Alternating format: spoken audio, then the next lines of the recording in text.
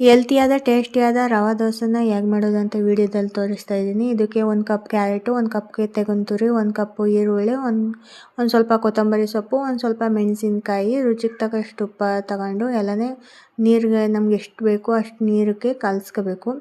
ಅದು ನೀಟಾಗಿ ಕೈಯಲ್ಲಿ ಚುಮ್ಕಿ ಕಲಿಸ್ಕೊಂಡ್ರೆ ಅದು ಟೇಸ್ಟ್ ಚೆನ್ನಾಗಿ ಬರುತ್ತೆ. ಅದಕ್ಕೆ ಕಲಿಸಿದ್ಮೇಲೆ ನೆಕ್ಸ್ಟು ಮೈದಾ ಹಿಟ್ಟು, ಗೋಧಿ ಹಿಟ್ಟು ಮತ್ತು ರವೆ ಹಿಟ್ಟು ಎಲ್ಲನೂ ಒಂದೊಂದು ಕಪ್ ತಗೊಂಡು ನೀಟಾಗಿ ತೆಳ್ಳಗೆ ಆಗಬೇಕು, ಒಂದು ಸ್ವಲ್ಪ ಆ ರೀತಿ ಕಲಿಸ್ಕೋಬೇಕು. ಕಲಸಿ ಒಂದು ½ ಆನ್ ಅವರ್ ಎತ್ತಿಟ್ಟರೆ ಅದು ಗಟ್ಟಿಯಾಗುತ್ತೆ.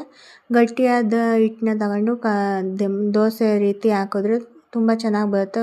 ಹೆಲ್ತಿಯಾದ ಮತ್ತು ಟೇಸ್ಟಿಯಾದ ಸಾಫ್ಟಾದ ರವಾ ದೋಸೆ ರೆಡಿ ಆಗುತ್ತೆ. ಇದಕ್ಕೆ ರವಾ ದೋಸೆಗೆ ಬೀಟ್ರೋಟ್ ಪಲ್ಯ ಕಾಂಬಿನೇಷನ್ ಚೆನ್ನಾಗಿರುತ್ತೆ ಅಂದ್ಬಿಟ್ಟು ಬೀಟ್ರೋಟ್ ಪಲ್ಯ ಮಾಡ್ಕೊಂಡಿದ್ದೆ. ಇದಕ್ಕೆ 3 ಸ್ಪೂನ್ ಎಣ್ಣೆ, ಒಂದು ಸ್ವಲ್ಪ ಸಾಸಿವೆ ಕಾಳು, 1 2ರಿಂದ 3 ಕಡ್ಡಿ ಕರ್ಬೇವಿನ ಸೊಪ್ಪು, 1 2 ಮೆಣಸಿನ್ಕಾಯಿ, 1 3 ಈರುಳ್ಳಿ ಕಟ್ ಮಾಡಿ ಇಟ್ಕೊಂಡಿದ್ದೆ. ಅದನ್ನ ಒಗ್ಗರಣೆಗೆ ಹಾಕ್ಬಿಟ್ಟು ರುಚಿಗೆ ತಕ್ಕಷ್ಟು ಉಪ್ಪು ಹಾಕ್ಬಿಟ್ಟು ಕಾಯಿ ತುರಿ ಮತ್ತು ಕೊತ್ತಂಬರಿ ಸೊಪ್ಪು ಫ್ರೈ ಮಾಡ್ಕೊಂಡೆ. ಲಾಸ್ಟಲ್ಲಿ ಬೀಟ್ರೋಟ್ ಹಾಕ್ಬಿಟ್ಟು ಎಲ್ಲ ಮಿಕ್ಸ್ ಮಾಡಿಬಿಟ್ಟು 5ರಿಂದ 6 ನಿಮಿಷ ಲೋ ಫ್ಲೇಮಲ್ಲಿ ಬೇಯಿಸ್ಕೊಂಡ್ರೆ ಬೀಟ್ರೋಟ್ ಪಲ್ಯ ರೆಡಿ ಆಗುತ್ತೆ. ಬೀಟ್ರೋಟ್ ಪಲ್ಯ ಮತ್ತು ರವಾ ದೋಸೆ ಕಾಂಬಿನೇಷನ್ ಚೆನ್ನಾಗಿತ್ತು. ರವಾ ದೋಸೆ ಅಂತೂ ಫುಲ್ ಸಾಫ್ಟಾಗಿ ಇತ್ತು ಮತ್ತು ಬೀಟ್ರೋಟ್ ಪಲ್ಯನೂ ಟೇಸ್ಟಿಯಾಗಿತ್ತು. ಎರಡರ ಕಾಂಬಿನೇಷನ್ ಅಂತೂ ಸೂಪರಾಗಿತ್ತು. ಇವತ್ತಿನ ಬ್ರೇಕ್ಫಾಸ್ಟ್ ಹೆಲ್ತಿ ಆ್ಯಂಡ್ ಟೇಸ್ಟಿ ಸಖತ್ತಾಗಿತ್ತು.